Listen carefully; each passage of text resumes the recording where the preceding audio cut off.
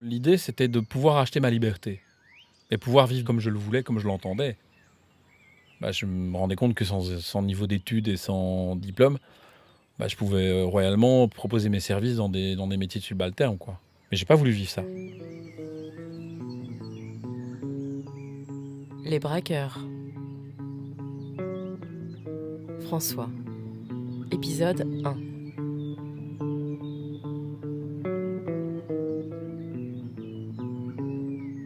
À l'adolescence, je volais dans les magasins des vêtements, pour être à la mode.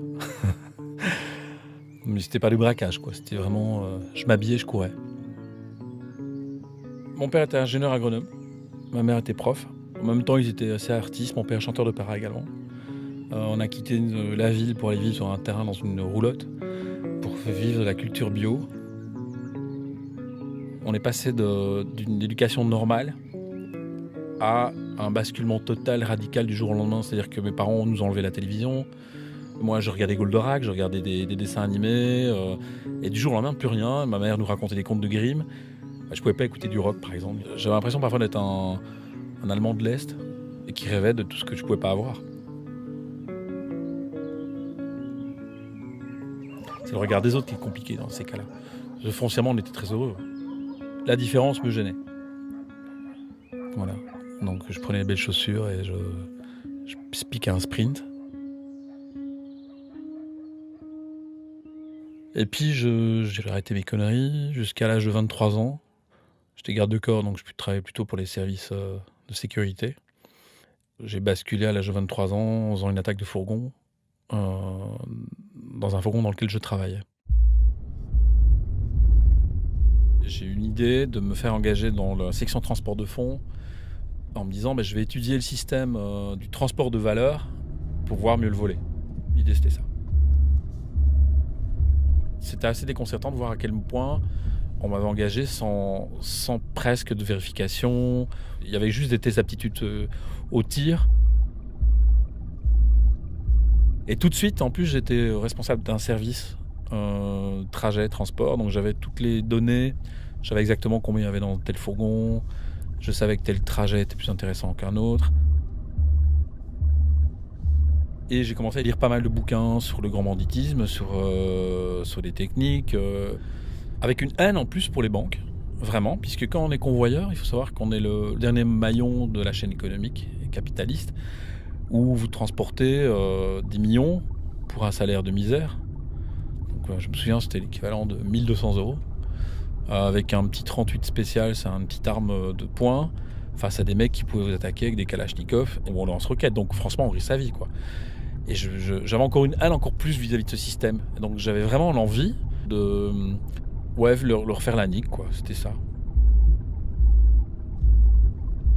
Je transportais des fourgons entre 3 et 4 millions d'euros.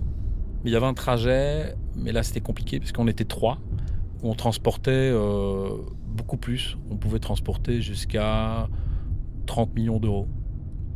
Et donc j'ai réussi à avoir une complicité interne que j'ai petit à petit réussi à convaincre en lui disant mais tiens, tu te rends compte l'argent qu'on a là, qu'est-ce que tu feras avec, qu'est-ce que tu pourrais imaginer. Et puis petit à petit, jusqu'au jour où je dis mais on pourrait le faire.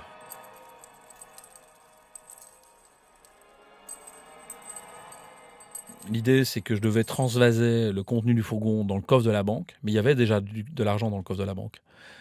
Donc j'ai transvasé le contenu du fourgon, j'ai ouvert la banque, forcément j'avais les clés, j'ai vidé le coffre et j'ai une troisième personne qui est venue récupérer tout le magot.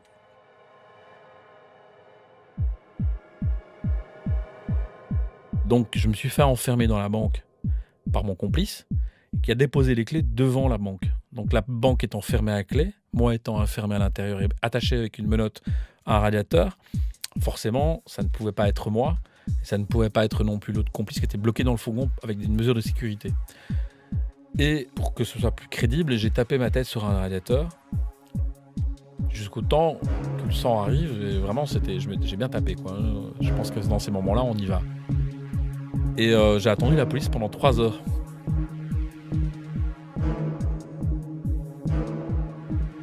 Donc, ça pissait glissait le sang. Mais j'étais attaché au radiateur, donc je savais plus bouger. Et ces cons, ils étaient à plat ventre.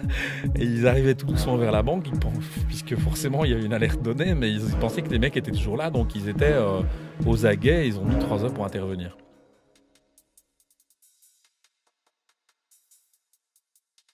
C'était quand même beaucoup d'argent, hein. 3,5 millions d'euros, en plus, dans les années 90, c'était beaucoup d'argent. Et j'avais le sentiment que je pouvais vivre jusqu'à la fin de mes jours avec ça. Donc là, j'ai même pas été interrogé, puisque là, j'étais embarqué en ambulance, et la médecin-chef m'a dit: «Mais voilà, il a une commotion cérébrale, il peut pas être interrogé, il doit être au calme». Et puis je l'ai joué aussi, après, devant des psys, comme quoi je voyais chaque fois les mecs qui me braquaient, les mecs en noir, cagoulés. Et donc ça a été mais vraiment un jeu d'enfant, d'échapper aux questions, suspicions policières.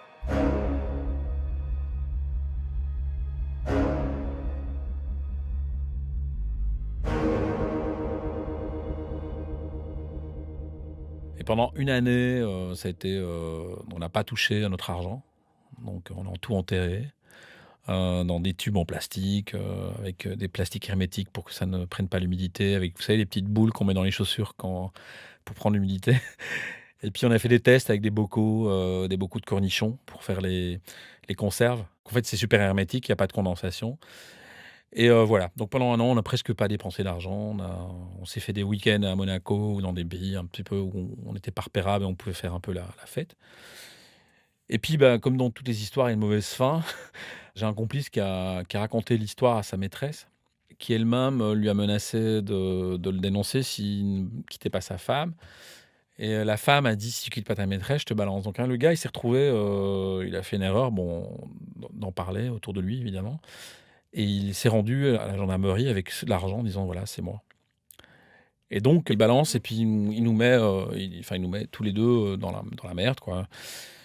Et mon pote, en fait, moi, j'arrive à le sauver parce que je dis qu'il était pas au courant de ce qu'il venait chercher. Il savait pas que c'était de l'argent, et il a pris 6 mois. Aujourd'hui, il est banquier, donc il a pu refaire sa vie. C'est assez gag quand même, la vie. Et moi, j'ai pris quand même 4 ans ferme.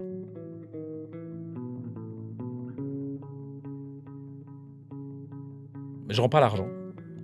J'assume, quoi. Je me dis, je fais la connerie, je vais jusqu'au bout. Je me retrouve en prison à 23 ans. Et en détention, la première semaine, de détention, elle est assez catastrophique parce qu'on a l'impression, on se dit: «Je vais passer 4 ans dans un univers comme ça». Je suis dans une cellule nue pleine de béton et je me dis: «Je vais jamais tenir, quoi». J'étais à l'isolement tout seul. Moi, j'étais très proche de la nature, donc vous êtes complètement, coupé des éléments, donc vous voyez même plus le soleil, quoi. Et je pense qu'à ce moment-là, on serait venu me chercher, on m'aurait tendu la main en me disant, bah: «Refais des études ou change ta vie, on efface l'ardoise». Je crois que je serais vraiment reparti, du bon pied.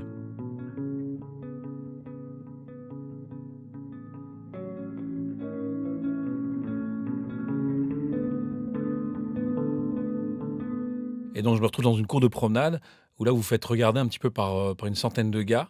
Puis il y a 2 gars qui viennent vers moi, qui me saluent, qui me disent: «On sait qui tu es et bravo pour ce que tu as fait». J'étais assez fasciné, quoi, des stars du grand banditisme. Et il faut savoir qu'en prison, il y a des catégories. En tout cas, à cette époque-là, aujourd'hui, c'est un peu moins vrai. Mais les gens du grand banditisme, c'était une race à part, quoi. C'était des seigneurs, c'était des gens, c'était le PSG, quoi. C'est quand vous jouez dans un club provincial, vous arrivez, vous avez les gars du PSG qui vous disent, «Viens jouer avec nous», bah, c'est un honneur.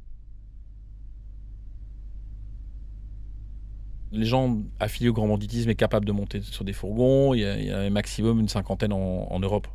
Voilà, c'était pas plus. Ce sont des gens qui vont chercher l'argent, comme on dit, la fraîche avec le calibre, quoi. Alors, évidemment, pas chez le particulier. Les agents de change, les transports de fonds et aussi les centrales, les banques nationales ou les centres de triage. Et après, il y a des réseaux de trafiquants qui, pour moi, sont des commerçants qui ne sont pas du grand banditisme. Donc, les trafiquants d'armes, les trafiquants de drogue, les gens qui trafiquent les êtres humains. Voilà, ça sont pour moi des commerçants déguisés en voyous et qui sont parfois plus violents, et souvent plus violents que le grand banditisme en lui-même. Mais forcément, tout est lié, puisque le grand banditisme a besoin d'armes, a besoin d'explosifs, de certaines choses clandestines qui forcément le mêlent à certaines choses. Et donc, Il me dit c'est bien joué, mais tu manques d'expérience. C'est dommage que tu nous as pas connus. Parce que nous, des mecs comme toi, on aurait pu faire affaire. Évidemment, je n'étais pas dupe. Je savais que je connaissais tous les trajets, l'organisation des fourgons. En plus, j'étais spécialisé en explosifs, puisque quand j'étais garde de corps, j'avais une formation pour déminer. Donc je savais bien utiliser les explosifs aussi. Comme j'avais balancé personne, puisque j'avais vendu des titres, et je n'ai jamais dénoncé les gens qui m'avaient vendu ces titres, qui étaient des gens du milieu, ça s'est dit très rapidement. Il faut savoir, dans le grand banditisme, en fait, la seule garantie que vous avez, c'est l'honneur. Et l'honneur c'est votre manière d'avancer, c'est votre CV. Si vous avez fait une enroule à quelqu'un, si vous avez embrouillé quelqu'un, ça va se savoir. Donc c'est une petite famille, c'est des gens... et on y rentre difficilement. Et j'avais le sentiment d'avoir été accueilli par cette élite.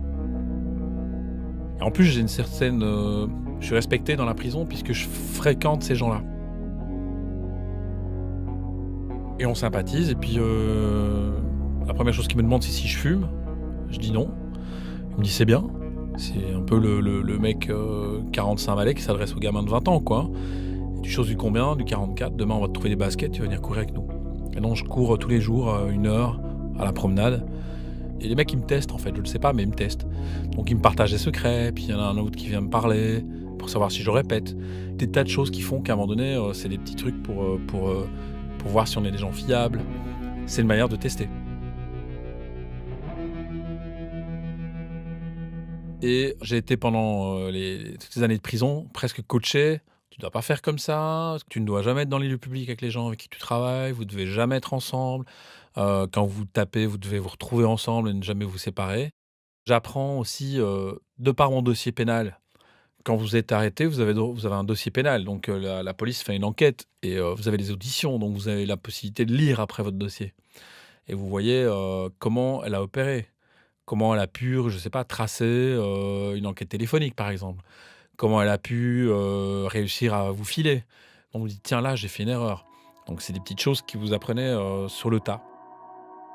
Et puis, vous lisez énormément le bouquin de Messrine, le bouquin de François Besse, le bouquin de tous les braqueurs un peu connus, et qui vous racontent leurs erreurs. Et qui enjolivent les choses, et donc, vous lisez ça un peu comme une espèce d'aventure. C'est des contes modernes, hein. Vous dites, waouh, quelle vie! Et on a envie de leur ressembler. Enfin, moi, en tout cas, j'avais envie de jouer ce rôle-là.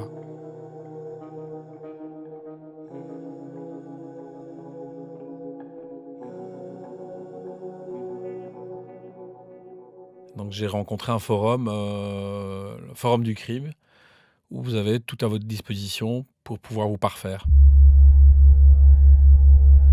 Alors, j'ai pas fait 4 ans plein, hein, j'ai fait plus de 2 ans. Donc, je sors de prison pour bonne conduite. Et quand je sors de prison, je rencontre directement donc des gens à ma disposition qui me manquent. Donc grâce aux gens que j'ai rencontrés en prison, ils me font rentrer dans leur réseau et j'ai tout de suite ce qu'on appelle, je peux former mon équipe. Donc j'ai un spécialiste en vol de voiture, j'ai un spécialiste qui sait me fournir des armes. Je peux trouver par exemple des explosifs, je peux trouver tout ce qu'il me faut pour monter une équipe. Donc je bénéficiais de gens qualifiés, qui étaient aguerris. Le facteur humain, c'est des gens qui savaient faire de la prison sans balancer, qui l'avaient prouvé. Donc je me sentais bien entouré. Voilà.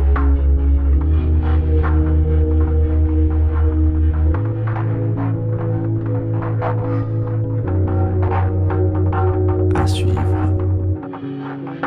Voilà comment ça commence. sur arteradio.com.